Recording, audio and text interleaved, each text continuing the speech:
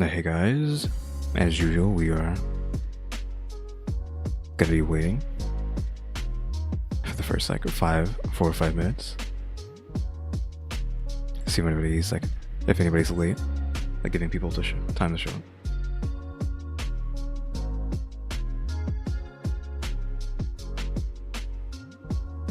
I think I need to do the goal thing. Before we even get to the video, I'll probably talk about the stuff before so we don't have to talk about it during. I feel like I'm gonna try to do a new series that's like super chill. I don't like using the word ASMR because I don't want anyone to complain that if it's is or isn't ASMR, but essentially that. Just chilling in games and stuff. Not like I haven't done that kind of stuff before, but just a whole series dedicated to that exact thing where I can play whatever I want, not just like one game.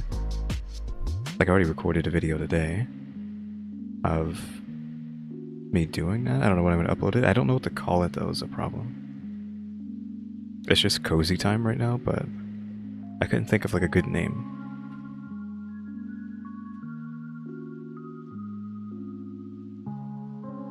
So for right now, it's just cozy time. I don't know when I'm going to upload that either. Probably for tomorrow. I could upload it for today, but I don't know how long it's going to take. It depends on how long it takes. If it's fast enough, I'll just have it go up after I'm done streaming this, but if not, it'll go up tomorrow. And then we can see what we can do with it from there.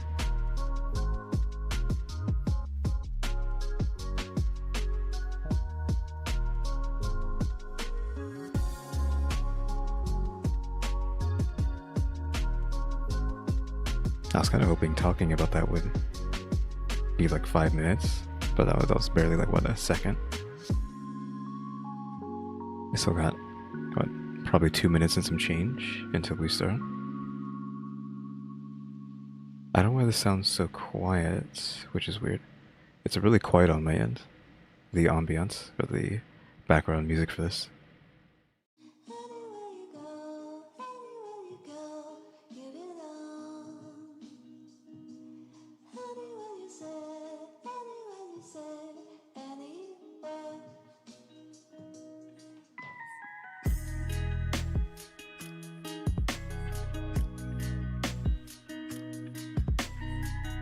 I always forget, I could just look at the time on the starting soon screen. That's like an actual representation of what time it is right now. So, yeah, less than a minute and a half until we start. I feel like it takes longer than 5 minutes. I know I keep saying like maybe I shouldn't be doing 5 minutes, maybe I should do it shorter than that, but I feel like it takes more than 5 minutes for people to show up. People end up like funneling in well into the video starting. Like an hour in, they show up, so I don't know. I should give it like a 15 minutes. I feel like 15 minutes is too long. We'll just stick to the 5 minutes. I feel like we have the same conversation every single time. And I'm just like, I'll keep it how it is.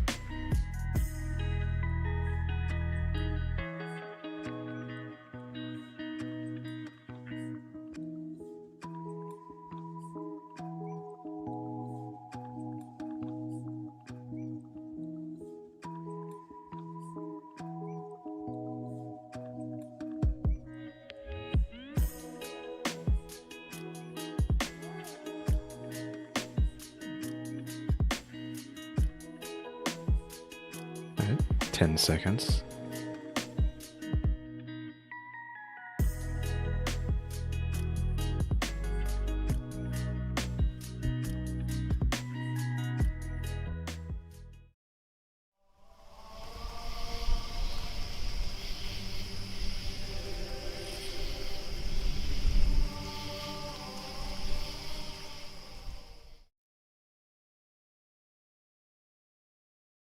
Hey guys, what's up?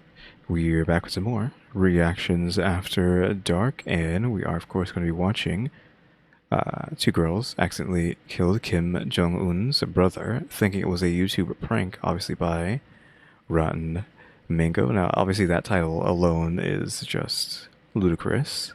Like, who knows what's actually going to be happening here. I see a title like that, I'm like, okay, they did this somehow, but that just means, okay, these two are dead then? Because there's no way they didn't just get immediately eliminated, I would assume, which is unfortunate that that would happen to them. I don't know if Ugun's brother was a okay guy, question mark. You would assume, because his brother is potentially the worst human on the planet, that he would be somewhat adjacent to that too, but I don't know. I guess we'll have to see what happened to them. I'm assuming that there's not going to be a ending that's good for them, question mark. I mean, just by default, maybe they should go to prison, right? But I don't think that's what's going to happen. I think it's going to be way worse than that. So I guess we'll have to see. Look, the internet is like freaking out, which is annoying. Since the internet said it was fine, and now it's just like, oh, now it's bad. It said it was like really good when I checked it before starting, and now it's like, oh, too bad, it's bad. Anyways, I guess we can just get straight into it. Like I said, I don't know how this could possibly turn out. I don't think it's going to turn out very well for them. Again, if I had to take a guess, though, do I just want to wait a little bit longer for the internet to equalize out? I feel like I should wait, right? I did have the setting turned on. That's probably making things worse, even though it should make it better. I don't know. I think I'll just start and then see if everything's fine. Bada bing, bada boom. This one's a doozy. I don't even know what to tell you. I mean, the title alone is a doozy, I think, so I feel like there's no way it wasn't going to be a doozy. Mr. Kim Chol was standing at the big screen in the middle of the busy airport in Malaysia. And lucky for us, since what's about to go down is happening in a busy airport, we have all the CCTV footage of... Okay, so this is something that happened at an airport. I didn't know where it could have happened, but the airport wasn't exactly what came to mind. I was going to assume, but like that... Actually, do I know about this? Because now that I see it at an airport, I'm like, wait, is this something that was like talked about all over? Of one of the most insane murders that we've ever covered to date. But back to Mr. Kim Chol. He had just checked in his bag. He's standing there hands-free. All he has is this black backpack that's slung over one shoulder. This black backpack is going to be very important, so keep this in mind. Now, he had just been on a solo trip to Malaysia. It was fun, but he's itching. He's itching to go back home to his wife and kids in China, in Macau, China. His eyes are scanning the rows and rows of like brightly flashing numbers, the flight numbers, and he finds his. He memorizes the gate number. He turns on his heel, and right as he's turning, he hears footsteps behind him. But I mean, that's to be expected. It's an airport. But it's almost like these pitter-patter footsteps, like someone's running up behind him. Maybe. Are we saying that's because he turned around to see them? Yeah, what the heck did they do? What could they have done to him at the airport? Maybe someone is missing their flight. Someone's late. What's that got to do with him, right? But suddenly he can't see. Someone's hands are covering his eyes. Like if you were to run up to your boyfriend and you're trying to be cute, you put your hands around his eyes and you're like playing peekaboo, right? Guess who? Okay. What were on their hands? Because it's like, I feel like there's something there that I already know, and I just can't remember what it is, like how this turned out. What is on their hands, and how did it potentially...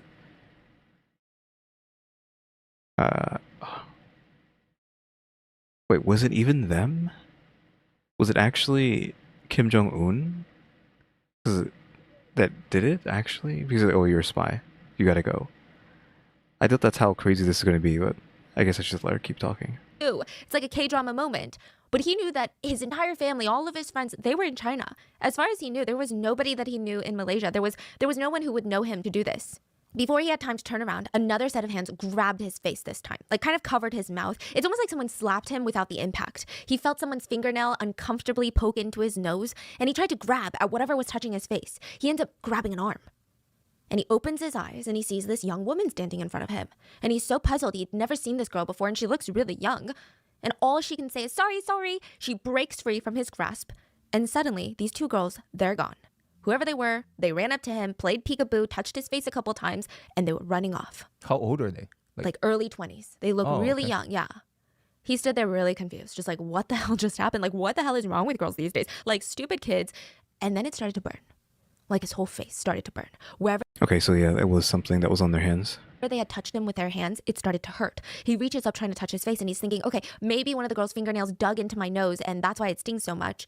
But that doesn't make sense because my eyes feel like they're about to be on fire. My retinas feel like there is an inferno raging inside of them, like a bonfire. Maybe there was something on their hands, like some sort of alcohol residue or something, because why would it burn? Kim Chol beelined it straight to the airport's medical center. He told the I'm guessing he's allergic to something. receptionist that someone had come up behind him, attacked him, and now his face is burning and it was very hard to see. He didn't know Malay, but he knew a little bit of English, and he hoped that she would understand, so he kept screaming, very painful, very painful. I was sprayed liquid. The first thought everyone had was, maybe it's acid. Maybe this is an acid attack. The receptionist looked carefully, but his skin didn't seem like something had happened. It looked normal, so it didn't seem like acid, and he was walking and talking just fine, so she did not think that he was in mortal, imminent danger. His eyes were a little bit red, but maybe something got into it. So she hit the call button and said, okay, Mr. Chol, we're going to wait for the next doctor to be with you. It's an airport hospital. We don't have a full staff. Please sit down. He sits down in the waiting room, and after a few minutes, the receptionist peeks over her desk. Mr. Chol is not sitting up in the chair anymore. He's slumped down, shoulders below the top of the back seat, almost falling out of his chair. He looks like a drunk man. His head is kind of tilted to the side. He was unconscious. The nurse is pressing the emergency call button. She's rushing out from behind the desk. She takes inventory of the situation, and it's bad. He has tense muscles, ragged, shallow breathing. He's not responding to any verbal or physical cues or stimuli. Within seconds, an ambulance was at the door, ready to take him to the nearest major hospital. They slipped an oxygen mask over his face. His whole body was unresponsive and limp. In the span of 30 minutes, this man, Kim Chol, had been murdered in broad daylight at a busy airport. That's not even the strange part. Wait. I actually think I know what happened with this story. Because, again, I feel like this was something that's told. Everyone's already probably watched this, right? They're just watching me watch it. I think, didn't someone, like, tell them, hey... Because it says they thought it was a YouTube prank. Didn't some mysterious person possibly come up to them and tell them, hey, go splash this water on this man's face? But, like, some sort of liquid on his face. And it'll be funny. And so they went up and did that and then ran away, but it was actually something to assassinate Un's brother? Question mark. Is that what happened here? I feel like I vaguely remember something like that in my mind. I swear. There's like a third party here who forced them to assassinate them. That is the tip of the iceberg, okay? The attack in the airport by these two female assassins lasted less than 3 seconds. It was perfectly synchronized. 2 women had delivered a fatal dose of one of the deadliest poisons known to mankind by smearing it on their hands and thus smearing it on his face. This poison had been outlawed by the Chemical Weapons Convention in a treaty signed by just about every single country on planet Earth, including Malaysia. Governments were not even allowed to stockpile this weapon. It was that dangerous. The US at one point had a big stockpile, and after they signed this treaty, they dumped it in the ocean. They put it on a... What do you mean? They dumped it in the ocean? What about the fish? Hello? If this is so deadly... Huh? What about the fish?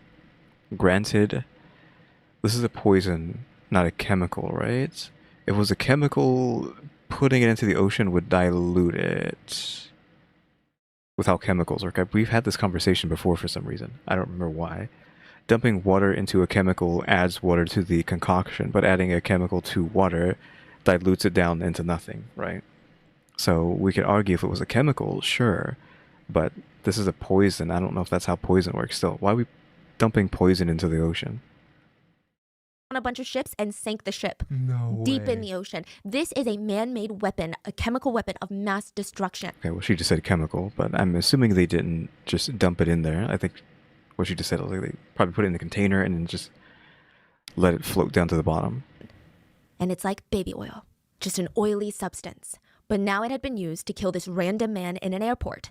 More curious than that is, why did the 2 women kill him? Are they unhinged? What happened? These 2 women had never met each other before this exact moment that they had worked flawlessly to murder a random innocent passerby. They could have Also, what about the woman with the oil on her hands? Is she going to die from it? targeted the young woman walking out a baggage claim. They could have targeted the mother with her stroller nearby. Why did they choose this man? Was it random? Maybe not. The authorities opened this man's, well, now dead man's, black backpack, the only thing that he had on his body, and they found 4 different passports, all fake, 4 bricks of $100 bills totaling to over 100,000 US dollars, Wow. And get this, 12 vials of a substance called atropine. Atropine is the antidote to the same very toxic, very illegal chemical weapon that was just used to kill him. What? Exactly. What is going on? So many questions. The authorities I feel like if he thought something bad would happen to him, if I heard that right, he had the vaccine, right? same very toxic, very illegal chemical weapon that was just used. No. Wow. And get this, 12 vials of a substance called atropine. Atropine is the antidote to the same very toxic. The antidote. So he had the antidote, but I feel like why not just take one? I don't know. Why didn't he take one? Very illegal chemical weapon that was just used to kill him. What? Exactly. What is going on? So many questions. The authorities didn't even know exactly who this man was for a minute there because he had 4 fake passports in his bag. Well, it turns out, and it's very quick to get to this, but turns out this guy's real name wasn't Kim Chol like it was on his passports or his fake IDs. His name was Kim Jong-nam. Sound familiar? Older brother to Kim Jong-un and original heir to the North Korean dictatorship. Yeah, I was thinking, if he's the older brother, why isn't he the dictator? I was checking the time on this. This was 2 years ago. Yeah, why isn't he the dictator? Is it because Un, forced his way in and kicked him out? I feel like because I don't know exactly what's happening here, and this was a big enough story for me to know what happened, vaguely have memories of what happened. So I think a third party was like, hey, put this on his face as a joke. They do it, he dies. But I don't think this was other nations trying to kill him, right? Was he running away from North Korea / his brother? And this was, like I thought earlier in the video, this was North Korea assassinating him, ? And not some other country. I feel like that's what happened, right? North Korea itself assassinated this man. No freaking way. He had just been murdered by 2 girls who would swear it was an accident. These 2 girls would be known as assassins, but they came out and swore to the world that they thought that they were part of a YouTube prank video. They claimed that they just wanted to be YouTube famous. They had no intention of killing anyone, and especially not the dictator of North Korea's older brother. This is absolutely on another level unreal. If this was a movie, I would say this is unbelievable and stupid. But this is Yeah. real life. The 2 girls said random men had approached them offering to pay them money to be a part of their YouTube prank videos. All they had to do was go up to strangers and touch their face with baby oil on their hands. So did these 2 random girls who wanted to be on YouTube really assassinate a member of the Kim dynasty in North Korea? Or is there a lot more to the story? This is the story of the world's most unexpected female assassins. Again, I feel like it was just North Korea, right? Making sure he doesn't run away. I mean, he had the antidote. He had a bunch of money on him, right? He had 100 grand or something on him, I think. Full show notes are available at rottenmangopodcast.com. We are talking about North Korea today. I feel absolutely 1,000% completely, totally safe. Yes, I I'm worried about it too, but eh. do. Which is why I'm letting you know that if I suddenly stop posting videos, maybe you should be worried. Maybe I should be worried. We're all worried over here, okay? But it's fine. It's okay. I don't know. Positivity. Optimism might be the end of me, but I'm telling you, before we get into this story, North Korea as a whole, as a country, as a unit, has denied any and all conclusions that you may come up with about this case. They basically said, hey, you, whatever you're thinking I did, I didn't do it. So, Well, I mean, we all know that North Korea did it because he was probably defecting or something or running away. So oh yeah, we got to get rid of him. Can't let that man get away. what are you going to do about it? So I'm just going to give you the information, but you're connecting the dots at your own risk, and any and all conclusions are alleged. So with that being said, let's get into it. I wonder how close this was to when it actually happened because it was 2 years ago. I don't know exactly when this was. Maybe more information has come out on it right now, but I mean, obviously North Korea is not going to tell us anything, so. Are they aspiring YouTubers or are they female assassins? That's the question the whole world wants to know. Because the YouTubers that they're working for, the men that hire them to do these YouTube pranks, who are they? Well, come to find out, they're North Korean spies. But how much of that did the 2 girls know? So let's talk about the 2 girls. Siti was from a remote farming village in Indonesia with a population of about 500 people. It's likely that the water buffalo outnumbered the villagers in this town. That's how small it was. Her neighbor said that she was a very quiet and religious child. Her father was really involved in the mosque, and she was kind of like his mini-me. He was responsible for singing the call to prayer at the mosque, which happens like 5 times a day. So when he's not doing that, he was selling spices. And after Sadie went through school, which only went up to the 6th grade in their village, she worked with him at home. She was bundling up spices to sell to the other villagers. She worked really hard. But at the end of the day, she would go to sleep at night thinking, okay, there's got to be more to life. Like, this can't be it. Are you kidding? The world is so big. I don't want to look at more suitable water buffaloes than potential husbands. I want to go see people. I want to see the world. So she dreamed of a bigger life, and she just had a single goal. Her whole life goal was she wanted to buy her parents a house to retire on so that they wouldn't have to work. They could be comfortable. Sadie is 14 when she decides to move out of the village and move to the capital. A relative told her that they could get her a job in Jakarta. She was so excited to finally work towards her dream. She packs all of her things, moves to Jakarta, travels all the way there, and sees that the job waiting for her is a sweatshop. And she's looking around. She's standing in the middle of this huge warehouse with a bunch of tired women that are just sitting on these cheap plastic stools in front of desks that are barely big enough to even fit a sewing machine. There was a cushion on the stool, though. She felt like that was a positive. But at least she would be making money, right? Is that like an actual picture of what we're talking about? I'm guessing it probably was. I mean, it's not the most glamorous job, but it's something. So she sucked up her pride, got to work. She worked 16-hour days every single day, no weekends, no windows. And at the end of the month, she would send all the money back home to her parents. She did this for 2 years. The other ladies at the sweatshop felt like she just didn't talk enough. She was very shy. She kept to herself, never did any small talk. But after a year or so of working there, all the women started whispering about her. You know, I saw her at the market with the sweatshop's owner's son. That's crazy. Within months of dating, she ends up getting married to the owner's son. She was still 16 at the time, and a lot of these older women, they were whispering, you know, what do you think made them want to get married so bad? Why were they rushing?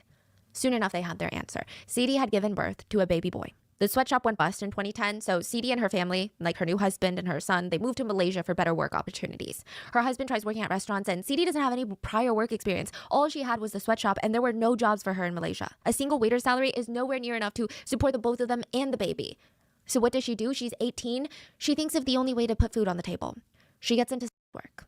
Now, the family was able to keep afloat for a bit, but this is the sad part. Sadie wasn't even doing this because she enjoyed it. Like, she's doing it to put food on the table to support her family. One day she comes home from work, her husband slaps divorce papers down on the table. She moves back to her village with her baby, and she just feels like, I had a taste of that big city life. I went through the motions. I saw these professionals. I saw these big, tall buildings that look like they're going to touch the sky. I saw these people living in these fancy, luxurious apartments, and I want that life. And like, coming back to the village now, it's just not doing it for me.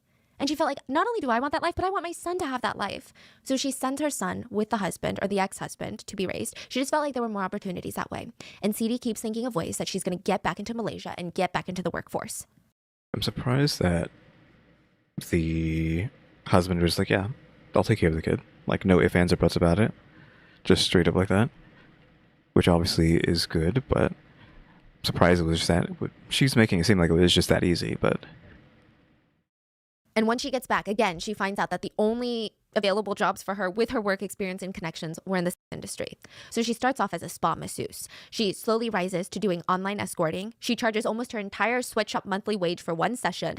And she's finally making enough kind of to live and to send money back to her parents every single month. She also traveled back home to Indonesia every single month because Indonesians don't need a visa to stay in Malaysia. So as long as they're there for less than 30 days, it's fine, which means every 28 days or so, she would have to leave the country and then re-enter. So she would go back to Indonesia, and she said that it was just rough. Like, yes, she was sending money home to her parents, but she was basically living a double life. She kept her work a secret from her family. Her parents went to the mosque every single week and gave thanks for their daughter's success in the big city.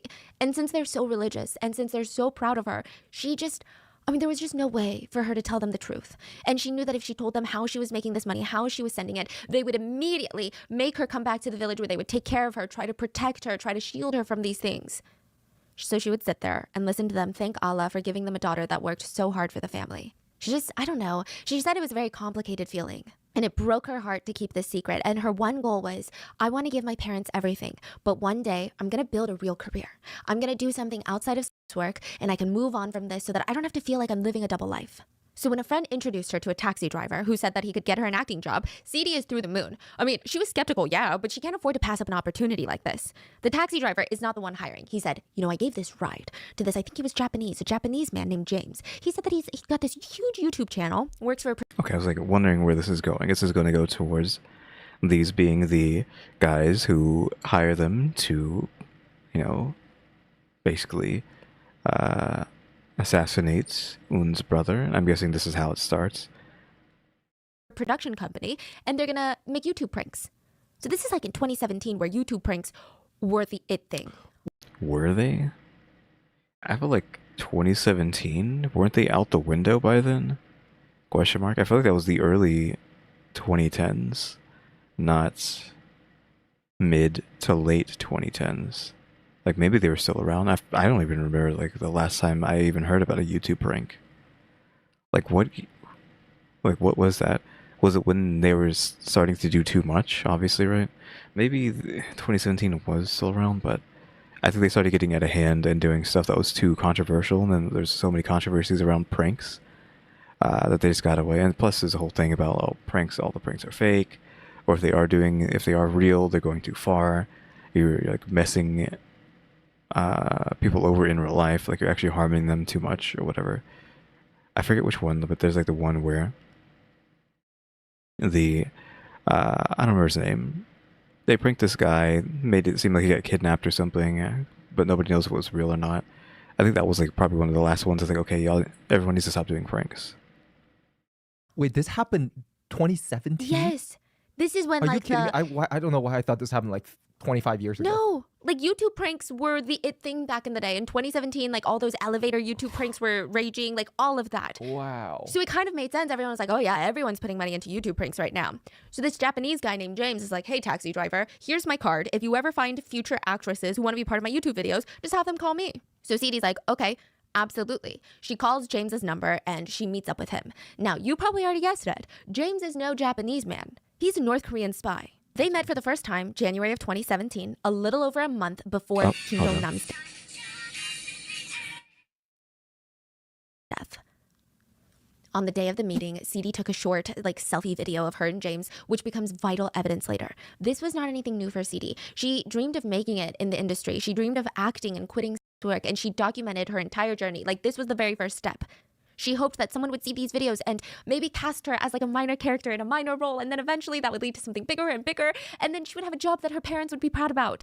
That was her new dream. James did not speak any Indonesian, so they had to use Google Translate to communicate, but it was pretty clear. She was going to get paid about $100 per prank. James introduced her to his cameraman, who would also be there during all of these pranks, and he was going to film everything. James would stay hidden, and CD would be the one facilitating the pranks to these random strangers. James also introduced her to the YouTube channel boss. His name was Mr. Chang. So whereas James was very shy and reserved, Mr. Chang was outgoing, friendly, even a little flirtatious with CD. He knew Indonesian, Japanese, Korean. I mean, CD was very impressed by this man. She thought, no wonder he's the brains behind this whole thing.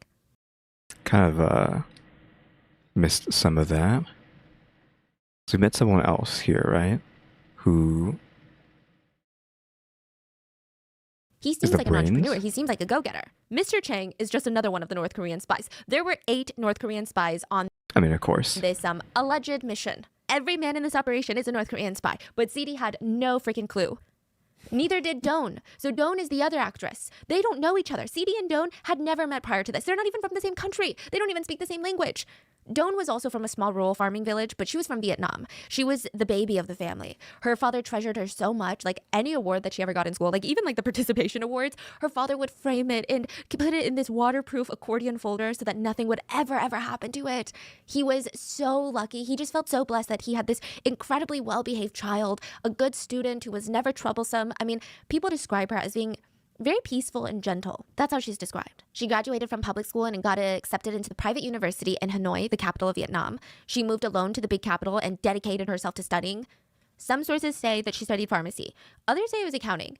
But they all say that she was unable to find a job after graduating. So she gets a temporary job waiting tables at a local pub, and she starts modeling. I mean, everyone at this pub is like, you are literally so freaking pretty. You need to get into modeling right now. Here, I've got a connection. They're looking for a small-time model. So she takes on a couple of gigs. She's an aspiring actress now. She auditioned for the Vietnam Idol, which is the Vietnamese version of American Idol. And on her social media accounts, she went by her stage name, Ruby Ruby. So just like CD, Doan heard about the YouTube actress job through a friend of a friend. Now, in December of 2016, 2 months before Nam's death, Doan's friend brought Doan to a bar in downtown to meet the recruiter, Mr. Y. This is a different guy from James and Mr. Chang, the one that recruited CD, okay? Mr. Y was dressed in a fancy tailored suit. He spoke fluent Vietnamese. He acted like a very legitimate producer. He was also in his 30s. Doan was in her 20s. And he took her around the city, and he would show her his favorite spots. He texted her good morning after he woke up and good night before he went to bed. He took her shopping, bought her Christmas gifts, even took her to the aquarium one day because she said that she was bored. They took pictures together in front of the fish tanks, and he would take her hand through the exhibits. It started to feel like some sort of relationship. Doan was starting to fall for this man. Okay, that's not good. This is also a spy, right? Like we already said that, but if not, then obviously this is I would assume this is a spy. I'm wondering what happened to them after this incident. Because now we have a kid involved too, right? With the other one. Like, what happened to the child? I mean, thankfully they were already being taken care of by the father, but again, like, where is this going to go? I don't know if these two are even still alive. And it seemed like he was falling for her, but they would still do a couple of jobs here and there. The first prank took place at a busy supermarket. The objective was to kiss a stranger on the cheek and run away. Doan was so freaking nervous, okay? I mean, she was so freaked out. I mean, when she got there, heard the objective and saw all the people, she had all these butterflies in her stomach. I mean, she's normally a very shy person. Like, I get it, she wants to make it in the industry, but she's very shy. They tried filming the prank a couple of times, but every time Doan would chicken out and she's like, I can't do it. Mr. Y was very nice about it. He and his cameraman would scrap the shoot. They'd say, okay, it's fine. Why don't we just go out for drinks instead? So they'd go to the bar, take a couple shots. Doan would say that she would get pretty drunk, but not blacking out. And then one time, Mr. Y and the cameraman took her to the next door over, which was a North Korean restaurant. So, it specifically wasn't advertised as a North Korean restaurant, but there are allegedly hundreds of North Korean restaurants in Vietnam that allegedly function as a way for North Korea to get foreign currency and are also allegedly a hub for spies. Interesting, Wow. okay? Everyone in the area kind of knew it was a North Korean restaurant. But she didn't know. She knew. Oh, she knew? Yeah, Okay. but I mean, it's just a restaurant. It's not like you go in and you gotta get shipped to North Korea, right? Doan says that she thinks they took her to this restaurant in order to see if she would chicken out or not want to go in or would say something bad about North Korea or would discriminate against the food. Maybe they felt like if she did, she wasn't right for the job. But she didn't say anything. Her life was on the line. Yeah. Like, she didn't say anything. She didn't hesitate. She didn't act weird. I mean, it's just a restaurant, like, that serves kind of North Korean food that's rumored to have North Korean spies, but whatever, right? She ate the food, she acted normal, so they continued with her. They tried a couple more pranks, and Mr. Y would get her to get a big stuffed teddy bear for her to practice pranks on, and she did, and she was slowly getting braver. Mr. Y told her the next one would be international. He asked for her passport. She gave it to him, and he flew her out to Malaysia and Cambodia to practice more pranks. Doan was enamored. I mean, this feels like I imagine this is like what dating Mr. Beast feels like getting flown out to do a YouTube video. It feels very fancy and oh my gosh, I'm making steps in my career. This is like exciting. She was getting flown out internationally to act in these viral YouTube videos. I mean, she's already a model, and now her dream of becoming an actress is becoming more and more close. It's becoming more and more true and feasible. Now, on the other hand, so Doan is practicing on a teddy bear. She's doing these random pranks in public. CD was kind of going through the same thing, but a little bit different. She's working with the North Korean spies, James and Mr. Chang. They would meet her in a predetermined public location, which was almost always busy with people, and it was a bit less romantic. Mr. Y took this almost romantic approach to the whole thing. These two guys, they did not. They would pay her the money, and typically she would walk up to a stranger, hold their hand. I feel like we've seen these on TikTok with, the elevator video or the escalator videos. So she'd walk up to a stranger, hold their hand, they would turn around, look at her, and then she would say, sorry, and run off. That's so scary now. Now you think Yes. about it, it's like after you hearing about this, man, I don't want people touching my hand, because you don't know what's on there. Like, as a YouTuber, I would be scared to film these because I don't know what people's reactions are going to be. Of And I course. don't know if they're going to overreact or not overreact, but Yeah. so then she would run away. CD herself said, I didn't really think that the jokes were that funny, but hey, I'm getting paid $100 a prank. There must be an audience. There must be people that are watching this because what the hell, right? Sometimes they would smear CD's hand with lotion before the prank. Keep this in mind, okay? So they would smear her hand with lotion and they would say, okay, go up to that stranger and wipe the lotion on their face. She would do it, and it almost never escalated to the point of someone hurting her or getting mad at her. Almost everyone just seemed confused and silently angry. Then they would escalate. They would say, hey, put this baby oil on your hands and play peekaboo with that random stranger. So she would run up to a random man, and they would always pick the person that they wanted her to approach. She would run up to the random man, put her hands, cover his eyes, and then when he turned around, she would say, sorry, and then run off. There was always a cameraman that was hiding in the corner filming the whole thing. And with every escalation, which from the nothing to the baby lotion to the baby oil, she would get paid more and more. All right, I know I haven't chimed in for a while. We might have to roll back where we're at 4 minutes, 4 minutes maybe.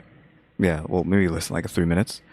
There was I know this isn't really important to anyone here, but I did get a phone call, so I had to take that, and it is kind of like a family emergency. So I was just on that call for the last 4 minutes. I don't think I'm going to get into it, but I am kind of worried about that. But we'll just continue on for now, unless things escalate. I think everything is fine, though. But yeah, unfortunately, we're going to have to watch this part back. I'm sorry. Bought her Christmas gifts, even took her to the aquarium one day because she said that she was bored. They took pictures together in front of the fish tanks, and he would take her hand through the exhibits. It started to feel like some sort of relationship. Doan was starting to fall for this man, and it seemed like he was falling for her. We actually went too far. I feel like but they would still do a couple of jobs here and there. The first prank took place at a busy supermarket. The objective was to kiss a stranger on the cheek and run away. Doan was so freaking nervous, okay? I mean, she was so freaked out. I mean, when she got there, heard the objective, and saw all the people, she had all these butterflies in her stomach. I mean, she's normally a very shy person. Like, I get it, she wants to make it in the industry, but she's very shy. Kind of weird thing, right? To just have someone go kiss someone on the cheek. I feel like that's kind of weird, especially if you're like dating this other person. But I guess they're saying it's just a prank, but still, we could argue that okay, well, obviously the other guy isn't actually falling for her. It's just the scheme that slow scheme to get them to do what they want. They tried filming the prank a couple of times, but every time Doan would chicken out and she's like, I can't do it. Mr. Y was very nice about it. He and his cameraman would scrap the shoot. They'd say, okay, it's fine. Why don't we just go out for drinks instead? So they'd go to the bar, take a couple shots. Doan would say that she would get pretty drunk, but not blacking out. And then one time, Mr. Y and the cameraman took her to the next door over, which was a North Korean restaurant. So, okay, it specifically wasn't advertised as a North Korean restaurant, but there are allegedly hundreds of North Korean restaurants in Vietnam that allegedly function as a way for North Korea to get foreign currency. And hey, that's interesting. I've never heard of that before. And are also allegedly a hub for spies. Interesting, Wow. Okay? Everyone in the area kind of knew it was a North Korean restaurant. But she didn't know. She knew. Oh, she knew? Yeah, Okay. but I mean, it's just a restaurant. It's not like you go in and you gotta get shipped to North Korea, right? Doan says that she thinks they took her to this restaurant in order to see if she would chicken out or not want to go in or would say something bad about North Korea or would discriminate against the food. Maybe they felt like if she did, she wasn't right for the job. But she didn't say anything. Her life was on the line. Yeah. like she didn't say anything. She didn't hesitate. She didn't act weird. I mean, it's just a restaurant like that serves kind of North Korean food that's rumored to have North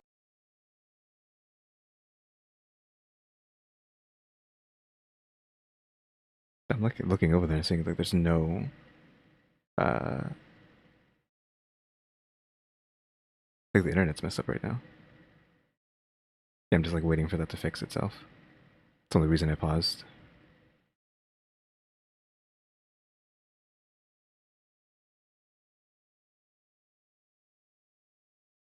I think it's okay. Korean spies, but whatever, right? She ate the food, she acted normal, so they continued with her. They tried a couple more pranks, and Mr. Y would get her to get a big stuffed teddy bear for her to practice pranks on, and she did, and she was slowly getting braver. Mr. Y told her the next one would be international. He asked for her passport. She gave it to him, and he flew her out to Malaysia and Cambodia to practice more pranks.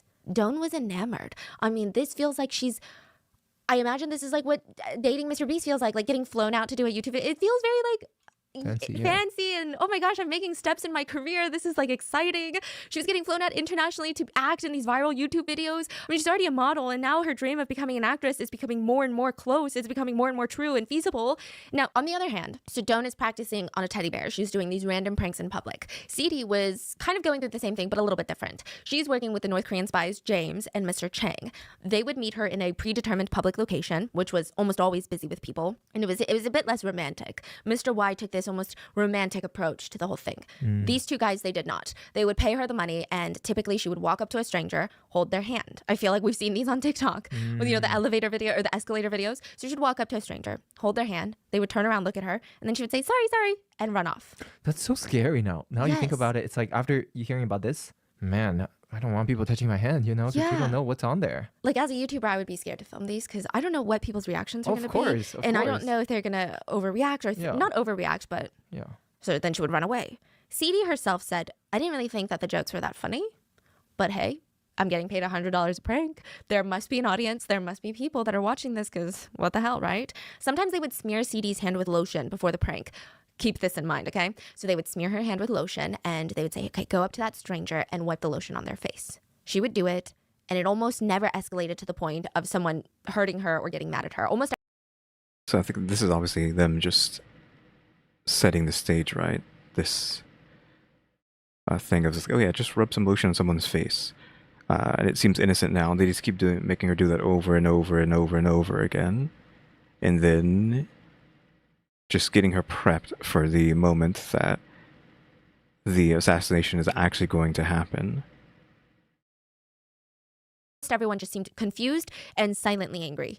Then they would escalate. They would say, hey, put this baby oil on your hands and play peekaboo with that random stranger. So she would run up to a random man, and they would always pick the person that they wanted her to approach.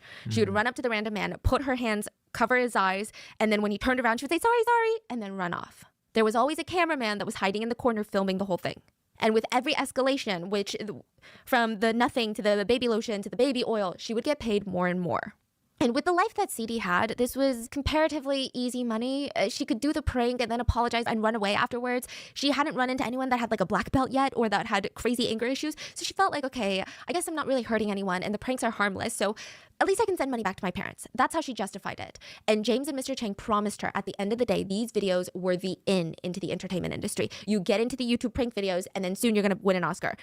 Well, I mean, that's not how things ended up going. Right?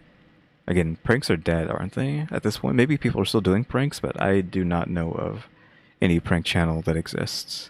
I never watched them to begin with, but are they even still a thing? There's like those fake pranks, I guess, that you see like, oh, maybe like couples or something pranking each other. Like maybe that counts, but that's all just fake stuff too. I mean, it's always been fake, but those are more obviously fake. Staged. But they're telling her, you're going to become a famous actress. In hindsight, they weren't wrong about the famous part. CD would become internationally known. February 13 of 2017, Mr. Chang was walking through an airport. He's not Okay, so this is the incident.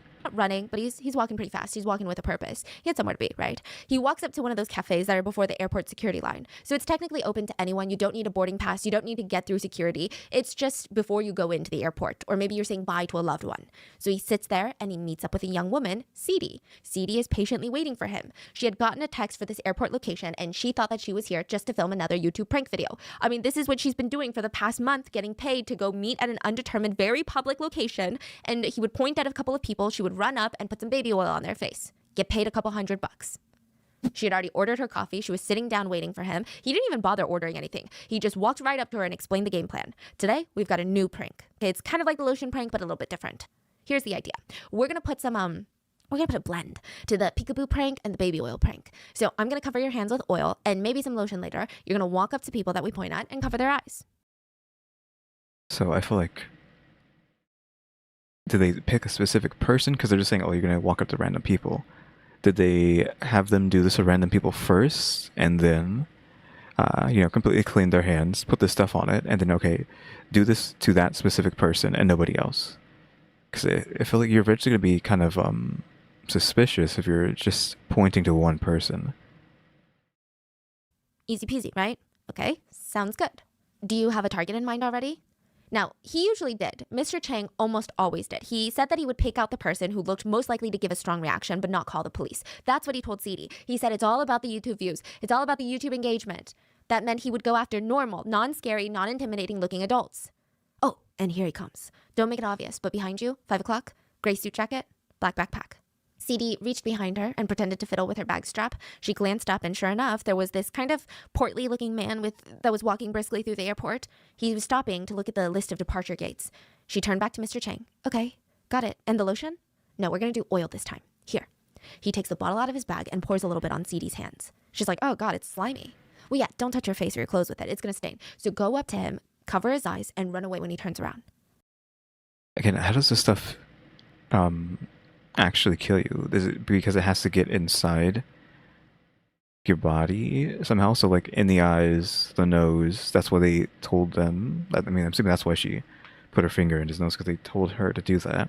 It has to get like inside somehow. If it's just on the skin, it's not good enough. Right now?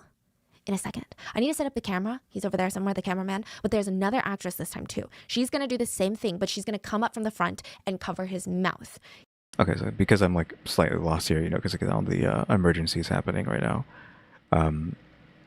So these two are two people who don't know each other. I thought maybe they have slowly knew each other eventually over time. But okay, so now I'm getting that information. So these two didn't know each other. They just got slowly brought into this kind of life and then funneled into each other and are being used both at the same time to do this. He's going to think that he's getting kidnapped. It's going to be so good for the video. I've got another team at another cafe location to get all the angles with another cameraman. Oh, and you can wash your hands afterwards. There's bathrooms by the doors. CD looks at her coffee cup that she's not going to be able to finish because she's got oil all over her hands now. What a shame. And Mr. Chang's other team consisted of two men who are currently at a cafe on the other side of the airport, and they were in their places ready for action. On the other side of Terminal 2, Mr. Y was talking alongside Doan and a couple other North Korean spies, keeping a lookout. Right before 9 a.m., all actors and crew take their places. The girls are hidden behind columns on opposite sides of the check-in desk. And minutes later, when Mr. Chol walks through the doors, CD Doan and all of the North Korean spies track him with their eyes.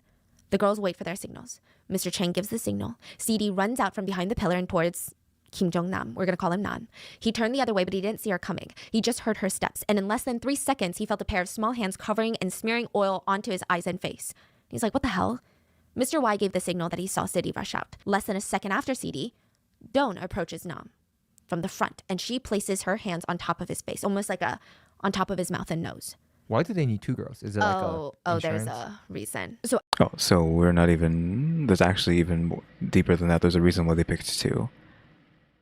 I mean, one to like hide, like them doing this to him, but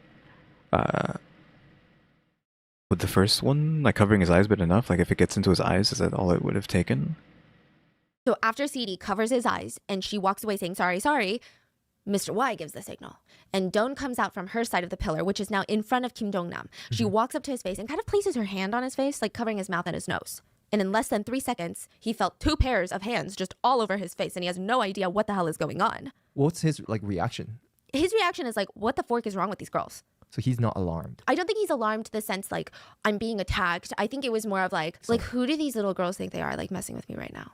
Like maybe he thought, I don't know if he went as far to think it's a YouTube video, but I would imagine it's kind of how we would react of like, are we getting pranked right now? Like, this is really weird. Yeah.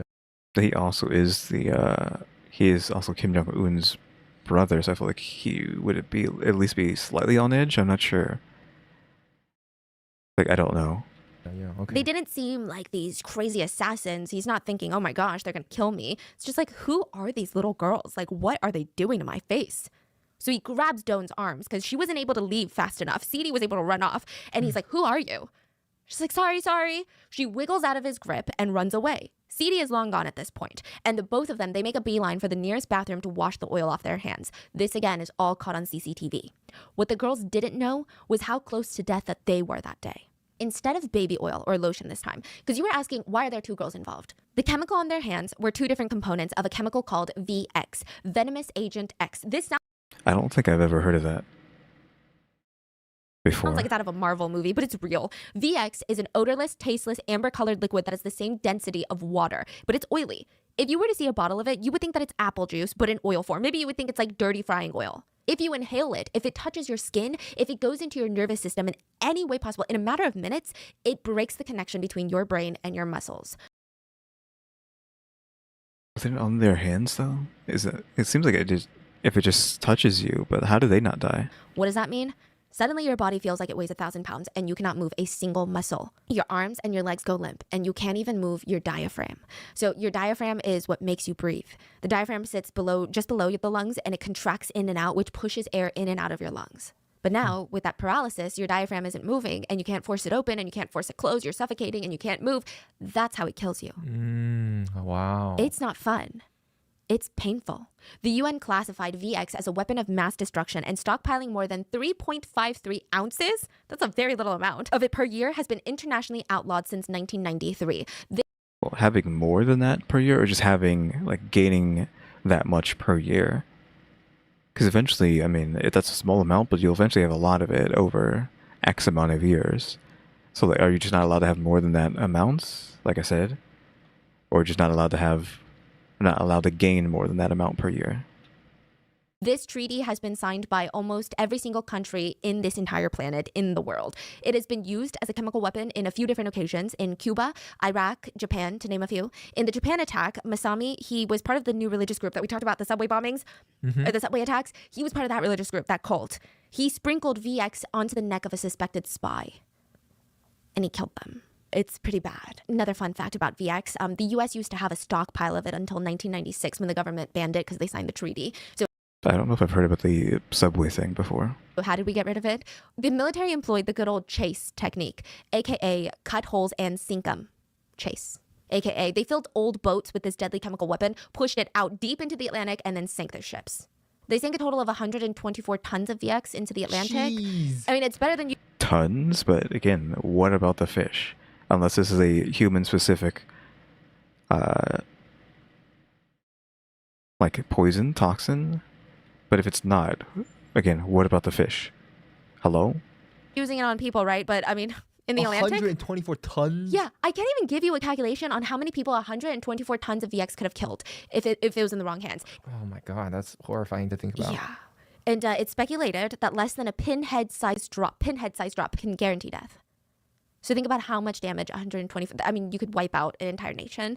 I mean, or wipe out the entire fish population if that stuff opens up.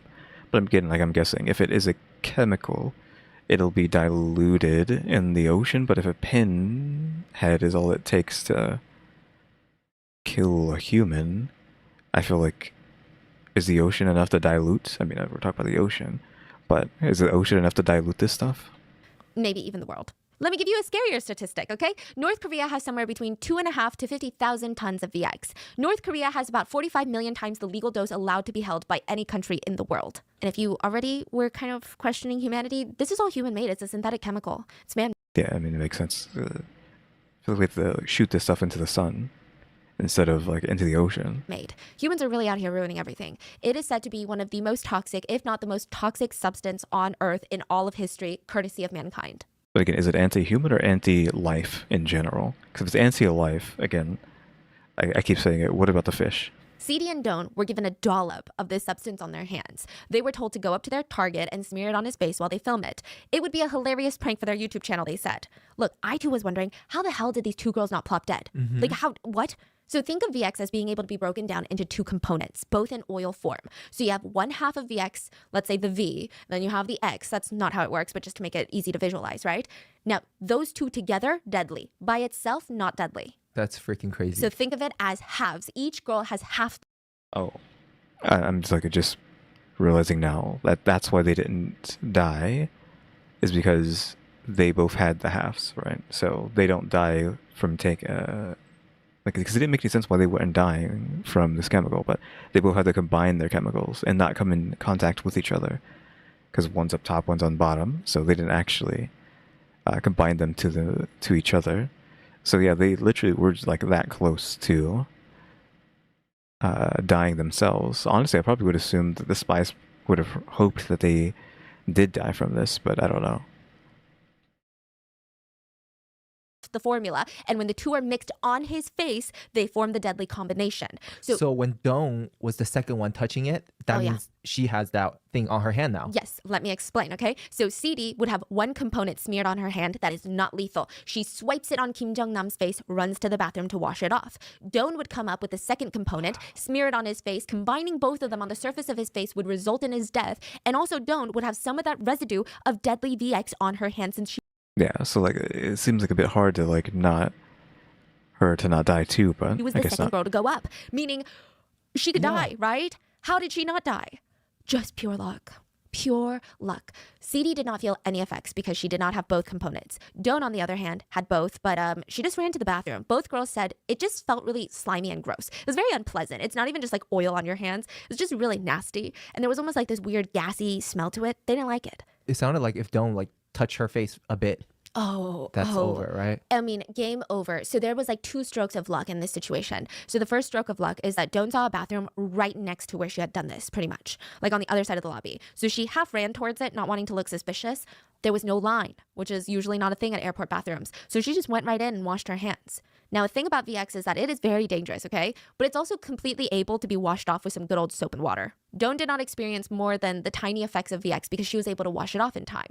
And then the second stroke of luck was that the skin on your hands is some of the thickest skin that you have on your whole body. So it would Interesting. I don't know if I've heard that before, but maybe that makes sense. That it's the thickest. take much, much longer for it to seep into her body. Kim Jong-nam would not have this luck on his side. He felt the effects within a minute. The quantity of oil on his face was much higher than the pin drop lethal dose, and face skin is actually very thin, especially around the eyes is some of the thinnest parts of skin on your whole body. It's been said by experts that the fastest way to absorb VX into the bloodstream would be through eye mucus. You get it a little bit in your eye. Your eye is basically an extension of your brain. Just goes straight into the bloodstream. So I guess my question is, does he know at that moment, since he's from North Korea? He had no idea. Because he has 12 vials of the antidote in his backpack. Why does he have that? He anticipated this? Yes. He had no clue who these girls were. He had no clue what they had put on him. He probably thought it was some sort of rubbing alcohol or some sort of acid. If he had known it was VX, he had 12 vials of the antidote right on his back. And instead of using it, he rushed to the medical center. That is crazy. Yeah. Wow. So he's anticipated to run into Yes. these type of scenario during this trip. Not even just this scenario, but he just anticipated that his brother would kill him. Because I thought that he thought maybe North Korea was trying to kill him or someone who hates North Korea was trying to kill him. Kim Jong-nam had been telling all of his friends for the past 6 months prior to his death that his brother, the North Korean dictator, was out to get him. But I mean, it makes sense to me. why would this guy want his brother dead? Why would Kim Jong-un want his brother dead? None of I mean, doesn't he want everyone dead? Question mark. Well, not everyone. You can't have a nation without followers, right? But I think he's just probably running away. Maybe he knows a lot of secrets despite trying to run away, and they couldn't let that get away. Obviously, this he probably would have known the most out of anyone who's ever defected from North Korea. would have happened if not for Disneyland. You're like, what the hell does North Korea have to do with Disneyland?